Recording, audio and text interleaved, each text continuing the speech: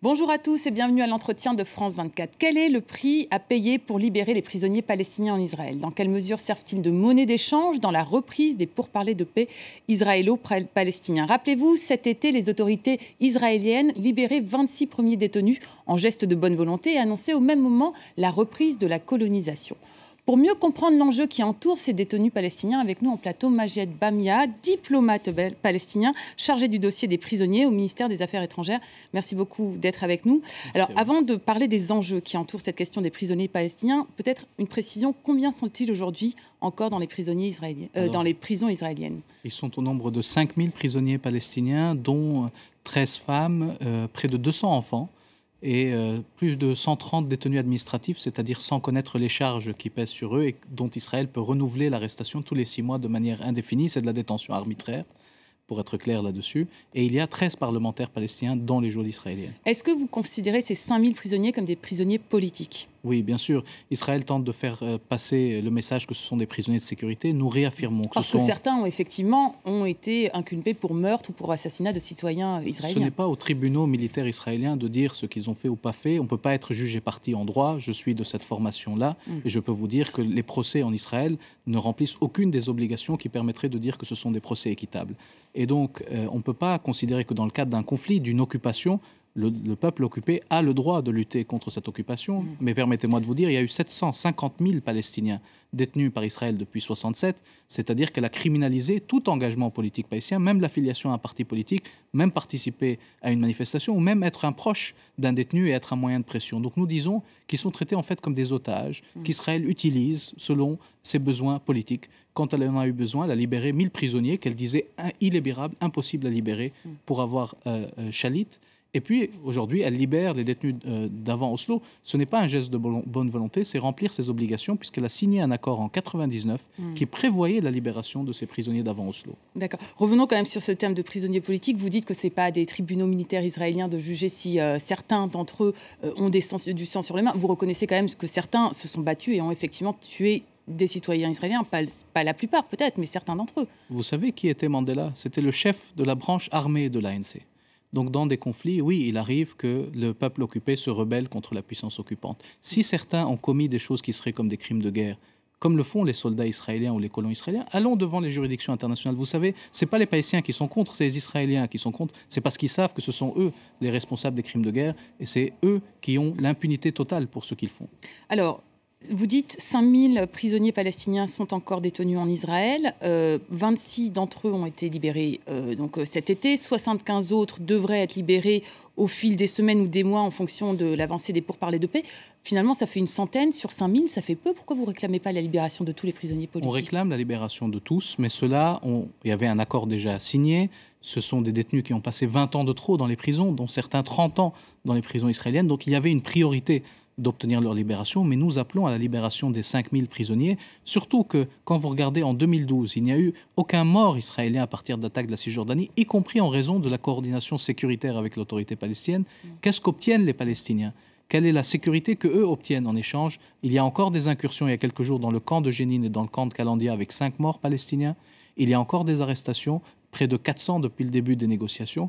Et donc nous disons à Israël ce qu'elle est en train de faire nuit à la sécurité de la région et ne contribue pas à l'assurer. Tout à l'heure en introduction, je me demandais est-ce que finalement ces prisonniers palestiniens ne servent pas de monnaie d'échange? Avant de revenir là-dessus, juste un point sur leurs conditions de détention, en fait. Est-ce qu'ils peuvent être visités? Parce qu'on se rappelle qu'il y a eu une vague de grève de la faim, c'était il y a quelques mois, qui a priori est finie. Ça veut dire que les conditions de détention se sont améliorées, que finalement tout va bien?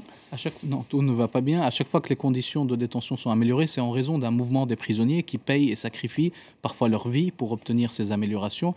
Pendant toute la période où Shalit était entre les mains d'un certain nombre de groupes palestiniens, 700 prisonniers de Gaza, on leur a refusé le droit de visite pendant 7 ans, ce qui est une punition collective interdite en droit international. Donc Israël se conduit comme les groupes preneurs d'otages dans ces cas-là.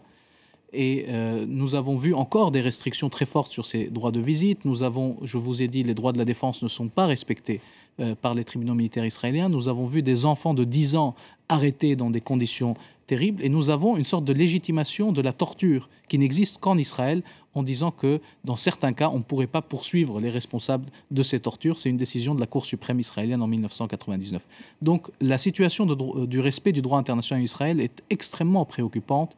Et aujourd'hui, cela vaut des condamnations de l'ONU, des condamnations du Parlement européen, des condamnations de gouvernements occidentaux et autres. Vous disiez des enfants sont détenus, des enfants palestiniens sont détenus en Israël. Vous pouvez nous donner des précisions? Quel âge, pour quel motif, dans quelles conditions? Pourquoi ne pas réclamer justement sur ces enfants la libération immédiate? Pour le coup, ce serait une cause facile à faire entendre. Nous appelons à leur libération. Ils sont autour de 200. Ce qui est le plus préoccupant, c'est que c'est des arrestations massives, puis ils sont libérés. Mais que l'enfant passe par l'expérience de la détention est quelque chose de terrible, même si elle peut être de courte durée. Donc quand vous disiez des enfants, ça veut dire que des enfants palestiniens... C'est moins de 18 ans, dont 35 qui ont moins de 16 ans, et dans des cas aussi jeunes que 10 ans, sont détenus par les autorités israéliennes, souvent accusés par les Israéliens de jet de pierre, de participation à des manifs. Et qui restent combien de temps qui sont libérés? Vous disiez qu'ils sont libérés... Moi, j'ai eu l'occasion d'en rencontrer plusieurs qui ont passé près de 2 ans, qui sont passés à l'âge adulte dans les prisons. Et je peux vous dire que ça marque à vie. Et donc, Israël est en train de créer une nouvelle génération de Palestiniens qui aura connu, avant même le goût de la vie, aura connu la détention dans les prisons israéliennes. Est-ce que c'est comme ça qu'on fait la paix avec un autre peuple? Je ne suis pas certain que ce soit la meilleure des façons. Alors revenons peut-être sur la thématique de cet entretien. Est-ce que finalement, quel est le prix à payer, ou quel est le prix que vous êtes prêt à payer pour faire libérer ces prisonniers? Je pense que la question essentielle, c'est comment se fait-il que le monde a accepté que 750 000 Palestiniens passent par les geôles israéliennes? Comment il a accepté que Marwan Barghouti, qui était le premier parlementaire à être arrêté, qui était le président du groupe d'amitié France-Palestine au Parlement palestinien, ait été arrêté en 2002? C'est parce que rien n'a été fait pour Marwan Barghouti, qu'on appelle le Mandela palestinien, qu'ensuite on a eu 50 parlementaires dans les prisons israéliennes, 13 encore aujourd'hui en détention. Si c'était dans n'importe quel autre pays... accusé aussi par les Israéliens d'avoir du sang sur les mains. Je le dis et je le redis, je suis prêt à débattre avec n'importe quel officiel israélien des raisons qu'ils invoquent pour la détention. Le Parlement international a appelé à la libération de Marwan Barghouti, le Parlement européen a appelé à la libération et le gouvernement français a appelé à la libération de Marwan. Je pense que s'il y avait quoi que ce soit de ce que les Israéliens disaient, les gens auraient eu un peu plus de réserve sur le sujet. Mais ce que je suis en train de dire, c'est que si c'était dans n'importe quel autre pays qu'on avait eu ces conditions-là, si ce n'était pas Israël, tout le monde aurait réagi différemment. Il est temps que l'impunité d'Israël cesse pour l'intérêt de tous les peuples de la région, y compris le peuple israélien, et pour que nous puissions avancer sur la voie de la paix sérieuse qui passe par la fin de l'occupation israélienne de notre territoire et de son oppression contre notre peuple. Je reviens quand même à la question de départ. Quel est le prix que l'autorité palestinienne est prête à payer pour faire libérer ces prisonniers?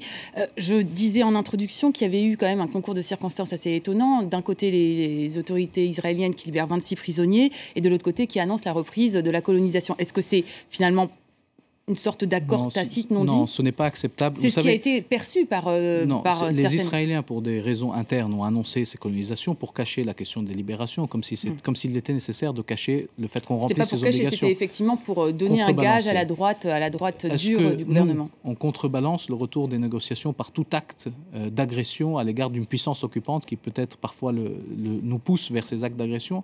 Si nous avions fait ce que les Israéliens avaient fait, la réaction internationale aurait aussi été différente. Le prix que nous sommes prêts à payer est difficile à évoquer ici, puisque les prisonniers pourquoi ils sont en prison? C'est pour libérer leur pays. Donc leur libération ne peut pas être en échange de la colonisation de leur pays, ça n'a pas de sens. Leur libération fait partie d'un processus de libération d'un peuple. Et donc nous avons accepté d'attendre avant de nous engager sur la scène internationale sur un certain nombre de dossiers contre l'occupation israélienne pour donner une chance à ces libérations de s'opérer, une chance aux négociations.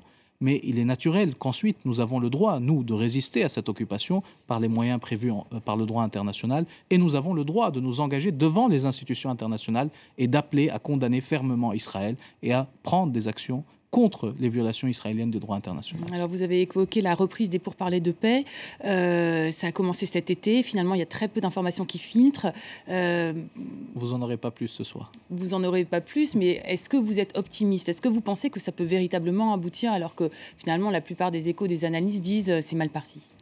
Je pense que le vrai gage, ce n'est pas ce que disent les Israéliens, alors même que les discours belliqueux de certains ministres israéliens semblent en conformité avec la réalité du terrain. Nous observons le terrain. Les provocations sur l'esplanade des mosquées à Jérusalem sont de nature explosive. Les incursions dans les camps de réfugiés palestiniens pourraient faire exploser la situation. Les arrestations pourraient faire exploser la situation. Donc nous nous demandons ce qu'Israël cherche par ses annonces de colonisation et par ce qu'elle est en train de faire sur le terrain. C'est clairement pas la paix. C'est clairement pas la paix, mais donc vous êtes assez pessimiste concernant ces négociations qui sont en cours en ce moment? Je veux donner une chance à ces pour parler. Mais je vous dis honnêtement, après 20 ans d'Oslo, on a des très bonnes raisons d'être sceptiques. Ma vraie question, c'est, et si Israël ne remplit pas ses obligations, qu'est-ce qu'elle fera, la communauté internationale, à la fin de ce délai? Est-ce qu'on demandera un nouveau délai pour qu'Israël puisse faire plus de colonisation? Nous serons tous face à nos responsabilités, la partie palestinienne qui aura des décisions difficiles à prendre, mais aussi la communauté internationale qui va perdre sa crédibilité si elle ne s'engage pas fermement contre l'occupation israélienne et pour la paix dans notre région. Je vous remercie beaucoup, Majed Bamia, de nous avoir éclairé sur cet enjeu de la question des prisonniers palestiniens. Je rappelle que vous êtes diplomate chargé du dossier des prisonniers au ministère des Affaires étrangères. Voilà, c'est la fin de cet entretien. Vous pouvez le retrouver sur notre site internet france24.com en français, en anglais et en arabe.